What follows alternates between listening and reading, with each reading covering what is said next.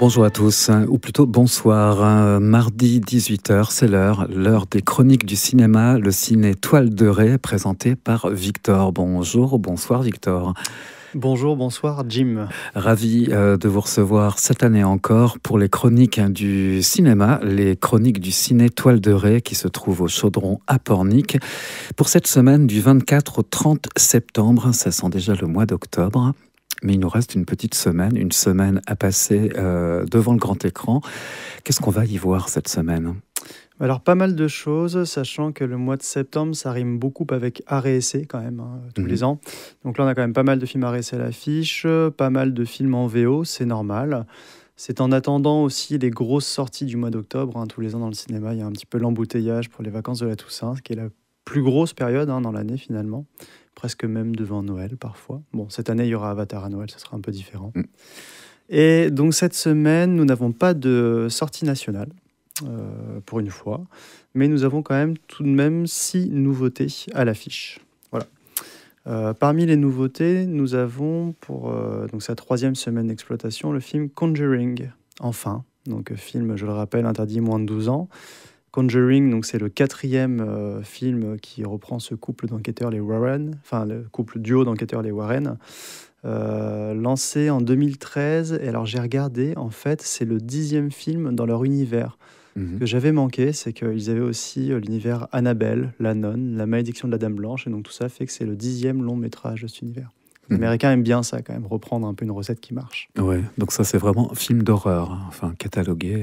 Là on est dedans, ouais, tout à fait. En plein. On est en plein dedans, ouais. Grosse production américaine d'horreur. Ensuite, nous pouvons rester peut-être dans le film de genre, mais cette fois vraiment côté art et essai, avec Alpha de Julia Ducournau.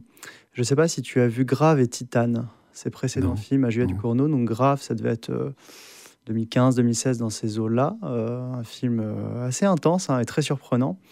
Et Titane, ça a été la Palme d'Or en 2021, avec Vincent Lindon notamment.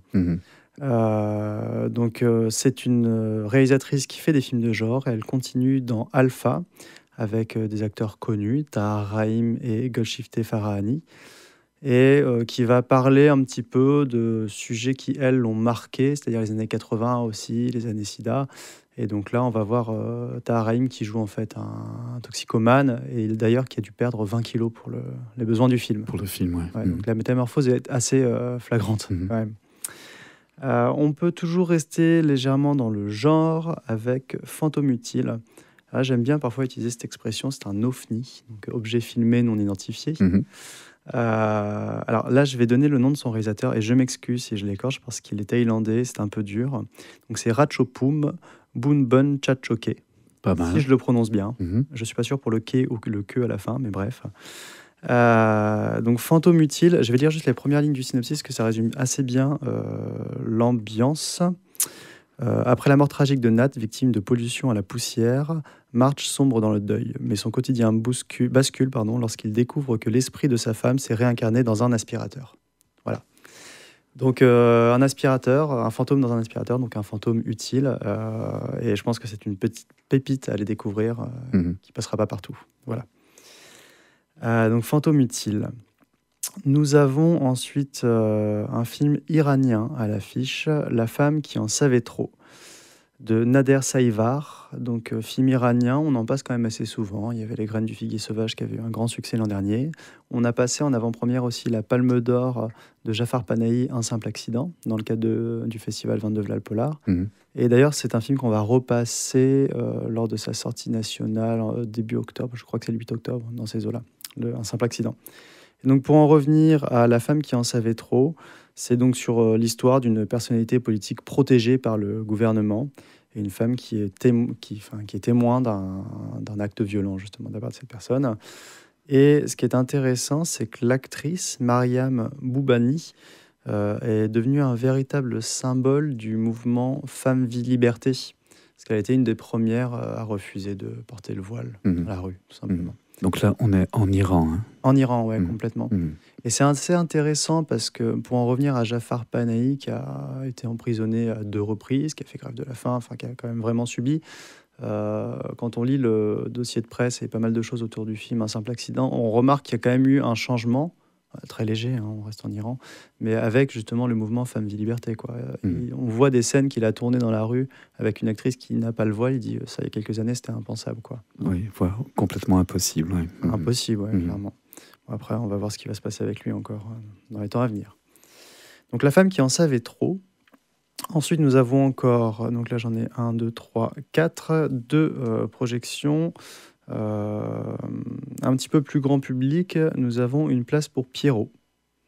Donc l'histoire de Pierrot, 45 ans, autiste, qui est incarné par Grégory Gadebois, qui part à l'aventure avec sa sœur, qui est jouée par Marie Gillin.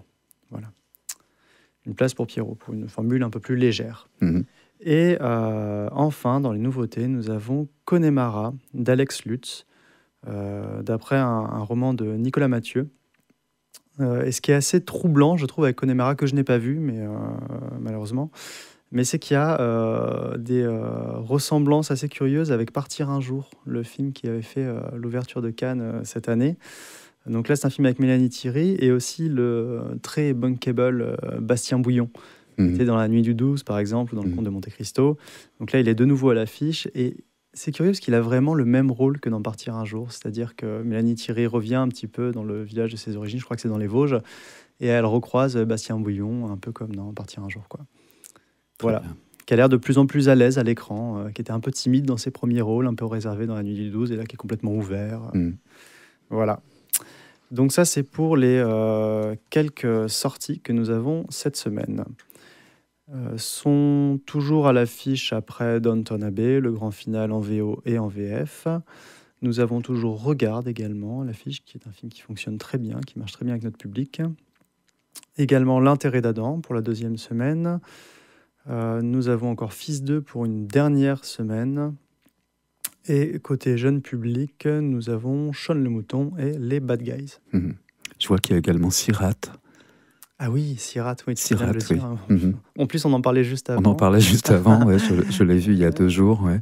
Surprenant, ouais. Ben ouais, Sirat, qui était une des petites pépites de Cannes, qui a eu le prix du jury d'ailleurs. Et prix du jury, si je ne me trompe pas, oui, il me semble que c'était ça. Et ouais, qui est un film assez intense, qui sera toujours à l'affiche et qui va rester encore quelques semaines à l'affiche. Ça, c'est typiquement un film donc classé Art et Essai, labellisé, parce qu'il y a des labels aussi dans les films Art et Essai, labellisé Recherche et Découverte, parce qu'il y a quand même une certaine forme qui n'est pas forcément abordable de prime abord, et qui pourtant fonctionne très bien. On l'a eu dès la sortie nationale, il y a quasiment 500 personnes qui sont venues le voir, c'était vraiment très très bien pour un film Recherche et Découverte. Donc on est très content de l'avoir encore à l'affiche, effectivement. Voilà. En survolant le programme du Ciné Toile de Ré pour cette semaine, je m'aperçois qu'il y a de plus en plus de films en VO. Est-ce que c'est un choix, c'est une politique choisie? Oui. C'est un choix, clairement. Alors, par exemple, Downton Abbey, il est évident de le proposer en VO. Il y a certains films qu'on ne propose pas en VO, qu'on propose quelques semaines parfois, et puis après on arrête, comme je sais pas, Les 4 Fantastiques, Jurassic World. C'est des films qu'on va proposer en VO quand même pour les cinéphiles qui veulent le voir dans leur langue d'origine, pardon. Mais on passe aussi de plus en plus d'arrêts essais quand même, clairement. On est aussi, comme je disais, en septembre, donc c'est une période un peu plus dense en arrêt essais. Et c'est aussi une année un peu plus dense en arrêt essais. Donc qui dit arrêt essais dit plus de films du monde entier, donc dit plus de films en VO. Mais oui, sinon c'est clairement une volonté de passer plus de VO aussi. Ce qui me semble aller dans le sens logique des choses. Tout comme par exemple une semaine sur 2 on passe des séances en OCAP, donc en ST-SME, sous-titré pour personnes sourdes et malentendantes. C'est le cas de Connemara par exemple, le dimanche à 18h10 il sera en sous-titrage pour personnes sourdes et malentendantes. Donc oui, c'est tout à fait volontaire. Encore un petit mot juste sur 2-3 événements de cette semaine. Côté événement grand public, on repasse le premier volet de Kaamelott le vendredi 26 à 20h30, parce que le second volet de Kaamelott, qui sort le 22 octobre, sera en sortie nationale chez nous, bien sûr. Donc c'est histoire de se rafraîchir un petit peu dans la saga. Et ensuite, nous continuons et nous finissons sur le festival Play It Again, qui est un festival organisé par l'Agence du développement du cinéma en région. Donc c'est au niveau national, et puis après chaque cinéma s'en empare ou pas. Donc on a déjà passé Il était une fois dans l'Ouest, Ariane, ami qui vous veut du bien. Ce soir, on passe La Noire 2, très joli film, 1 heure, qui est assez intense. Et donc jeudi 25, on passe Harry, un ami qui vous veut du bien de Dominique Moll. Alors, tout à l'heure, on parlait de La Nuit du 12, justement, avec Bastien Brouillon. Dominique Moll est le réalisateur de La Nuit du 12. Donc, Harry, un ami qui vous veut du bien, avec Sergi Lopez. Sergi Lopez qui est dans Sirat. Sirat également, ouais. On peut croiser comme ça de manière infinie. Ouais. Et dernier événement de la semaine, c'est le dimanche 28 à 10h30. C'est le retour donc, des mini-toiles de Ré. Nouvelle programmation qui commence cette année en septembre avec Colargol et le cirque Pimoulu, que l'on passe également dans le cadre du festival Play It Again, avec une animation gratuite sur inscription à la fin de la projection. Voilà. Merci beaucoup, Victor. On se retrouve la semaine prochaine. Ce sera donc la première semaine du mois d'octobre. En attendant, allez au cinéma sur le grand écran du ciné Toile de Ré. Merci encore. Merci, Jim.